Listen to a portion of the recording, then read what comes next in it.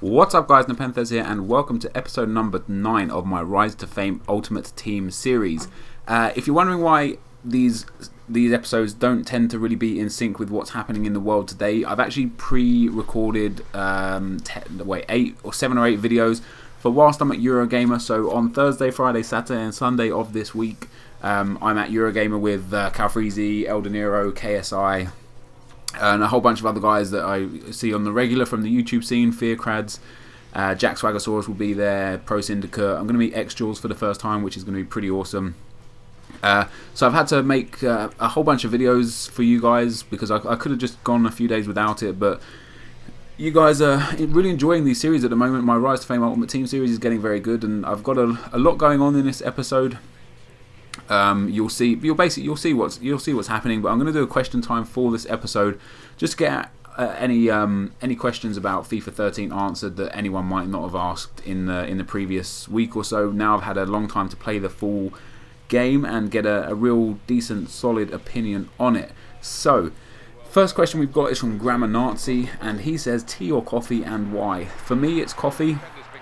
I'm not really a huge fan of hot drinks, to be perfectly honest. I don't generally drink them. If I did, I would always drink like a hot chocolate or something. But recently, probably over the last year or so, I've been drinking a fair bit of coffee, maybe one a day or so, sometimes a bit more. And I don't know why coffee instead of tea. I just really prefer the taste, I guess. Yeah, that's pretty much that. So the next question is from Sophie Jameson, and she says, how do you like your eggs in the morning? I don't really like eggs, to be perfectly honest. I'm not a big fan of a fry up as a breakfast. I prefer a bowl of cereal or just maybe some toast. So if I had to have eggs, I like scrambled eggs, but yeah, I prefer not to have eggs. I know. Yeah. Next question we've got is from Kozola, and he says, do you plan on living in the UK for your whole life? No, probably not. I'll probably move somewhere. Where? I don't know yet. It's real easy and silly to say I'll move to America. And the reason why it's silly to say that is because you never know what does and doesn't happen. But I really do like the States, but there's definitely a lot of places where I haven't visited yet that I might really like to go and visit and maybe live as well. So yeah, I don't plan on being in the UK probably much more than sort of 10 years, I'd say. Next question we've got, skiller you're most looking forward to using. For me, it will be any of the new 5-star skillers. It's just always nice to have a fresh name to do 5-star skills with, although a lot of the guys that were 5-star skills in FIFA 12 either aren't even in the game anymore or aren't 5-star skills anymore, which is a little bit disappointing. But the left wing from Liverpool, Asaidi, he's got 5-star skills. He looks like it would be pretty cool to use. There's now we've got Wellington Silva, the bronze 5-star skiller. I think he's going to be real interesting to use, so I can't wait to get my hands on him and give him a go. Next question we've got, guys, is from David, and he said, would you rather answer a would you rather question or a normal question? For me, I'd rather answer a normal question. The would you rather questions sometimes are a little bit derpy because the would you rathers are sometimes two options that I just don't agree with either of them, or don't believe in either of them, or don't have a preference for either of them, and it makes me give a really shitty answer. But yeah, I would rather answer a normal question. Sean Boyle says, were you happy that you could use the brogue kick again? So the brogue kick is a move from Sheamus in the WWE. Apparently I look like identical to him. I'm not him. I don't do the brogue kick, so no, I wasn't happy. Justice says, how have you adjusted your gameplay to enjoy foot more? Any tips for those struggling in better divisions? If you actually go back and watch episode 8, guys, I give a few pretty key tips. I got absolutely demolished in that game, by the way. Give a few pretty good key defensive tips, which I think you guys will really enjoy, and one nice attacking tip. So go back and watch that video, guys. It's literally just the last episode. You could have seen it yesterday. And yeah, I mean, the best thing to do, guys, is find a formation that really suits you. and just find some players that really suit you. Not necessarily pace, but just find real consistent players. Like any players rated between sort of 83 and 85 or 86 would be a solid place to start. I know they're quite expensive and stuff, but if you trade your way up and get a few thousand coins, even just having like 2 or 3 of them in your team just to use them more than you would use the others could be quite effective. Next question we've got is, what do you enjoy most about being classed as a big YouTuber and why? Now this is a really weird subject for me, and that's quite simple, the fact that I don't see myself as a big YouTuber.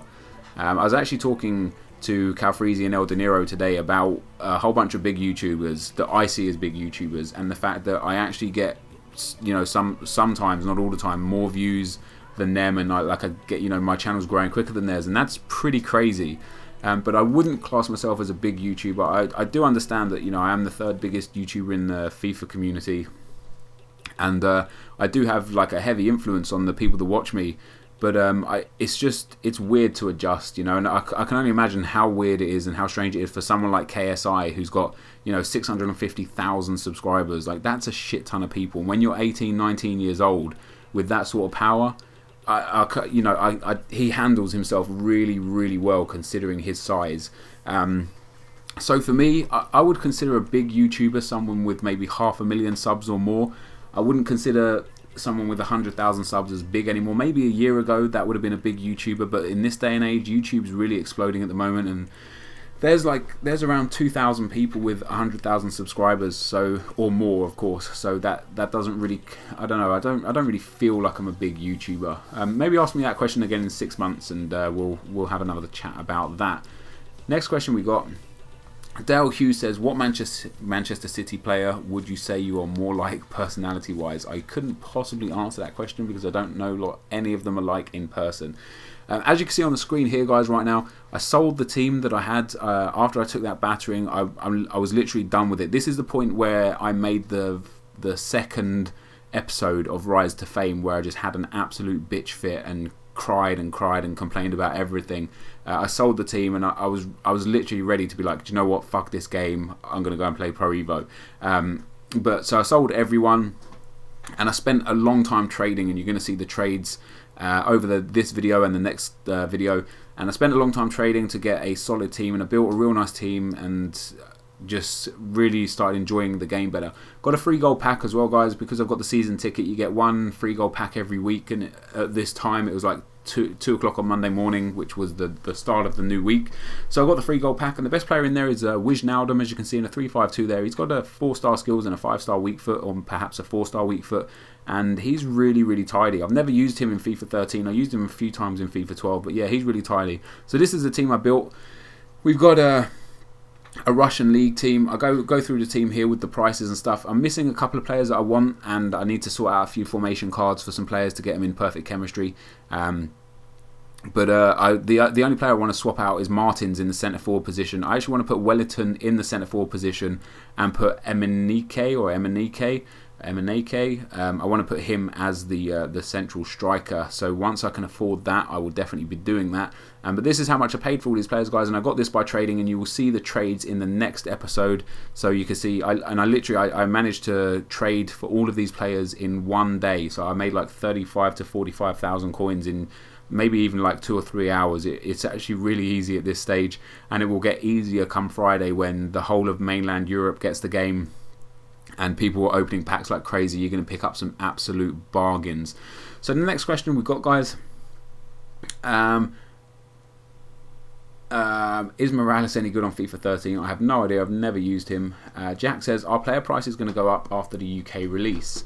No, initially they will go down, and like hugely so, as people, like I said, people are going to start opening packs like crazy, spending real money on packs, trying to get their favourite players out of packs, and this is going to reduce the cost of players dramatically. Like, they're going to be super cheap. So if you are like a big trader, or if you want to look to get into trading, seriously buy as many players as you possibly can, rated sort of 84, 85 or higher.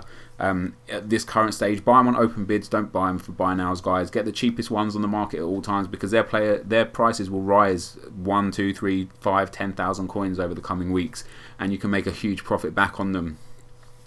Next question we've got: what do you think Arsenal can achieve this year? I think we can do a good job this year. Like, Wenger in the papers was the kind of like. You actually see the trades here, guys. Just before I cut myself off for that question, the trade pile was having a lot of issues during this current time. When I was actually recording this issue, and I've bought and sold so many players that just aren't on the sold items list anymore, and didn't even appear on my like sold, you know, in my watch list when I was buying people. That didn't appear there and stuff. Like, everyone's having the problems. I don't know if they've even fixed the problems yet. But Emenike, I traded him a whole bunch. As you can see here, I was selling him for like 5,000 at the start, 5,700, 6,200. I sold one for like 6,800. Sold that one for 7,500, and I was picking him up for like 2,500 to 3,000 coins every single time in open bids, and selling him on for so much more. It was really, really an absolute dream to trade with him. I found it relatively easy. But yeah, so Wenger said in the newspapers that he thinks Arsenal can push for the title. I think he's got to really put the brakes on and not dream that much just yet. You know, so we've had a good start to the season. We need to make sure we can maintain our current form and take that forwards. But to think that Man City are going to continue this slump that they're in, and that Chelsea and Man United aren't going to have a title charge, you know, is crazy. Like, Arsenal have definitely got a long way to go, I think, before we can think about the title. If there's like 10 games left and we're still in with a shout, then we can talk about it. But until then, you know, we're 8 games into the season. Let's not get ahead of ourselves.